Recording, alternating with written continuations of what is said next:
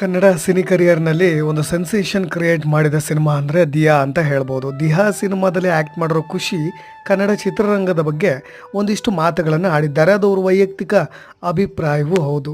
ಅವರು ಹೇಳೋ ಹಾಗೆ ನಮಗೆ ಬೇರೆ ಭಾಷೆಗಳಲ್ಲೇ ಹೆಚ್ಚು ರೆಮ್ಯುನರೇಷನ್ ಸಿಗುತ್ತೆ, ಆದರೆ ಕನ್ನಡದಲ್ಲೇ ನಮಗೆ ಸಂಭಾವನೆ ಕಮ್ಮಿ.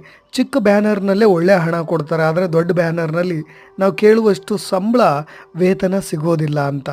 ಜೊತೆಗೆ ನಾವು ಕೂಡ ಎಷ್ಟು ಕಷ್ಟಪಟ್ಟು ಆ್ಯಕ್ಟ್ ಮಾಡ್ತೀವಿ, ವರ್ಕೌಟ್ ಮಾಡ್ತೀವಿ, ಏನೆಲ್ಲ ಮಾಡ್ತೀವಿ, ಡ್ಯಾನ್ಸ್ ಮಾಡು ಅಂದ್ರೆ ಮಾಡ್ತೀವಿ, ಕೊಟ್ಟ ಬಟ್ಟೆ ಹಾಕ್ಕೋಬೇಕು, ಮೋರಿಲ್ ನುಗ್ಗು ಅಂದರೂ ಕೂಡ ನಾವು ನುಗ್ಗಬೇಕು. ಈ ರೀತಿಯಾಗಿದ್ದರೂ ಕೂಡ ನಮಗೆ ಮಾತ್ರ ಸಂಭಾವನೆ ಕಮ್ಮಿ ಅಂತ ಹೇಳಿದ್ದಾರೆ. ಅದು ಸತ್ಯವೂ ಕೂಡ ಹೌದು. ಮಾರ್ಮಿಕವಾಗಿ ಯೋಚನೆ ಮಾಡೋದಾದರೆ ಕನ್ನಡ ಸಿನಿಮಾ ರಂಗದಲ್ಲಿ ನಟಿಯರಿಗೆ ಅಷ್ಟೊಂದು ಮಾನ್ಯತೆ ಇಲ್ಲ.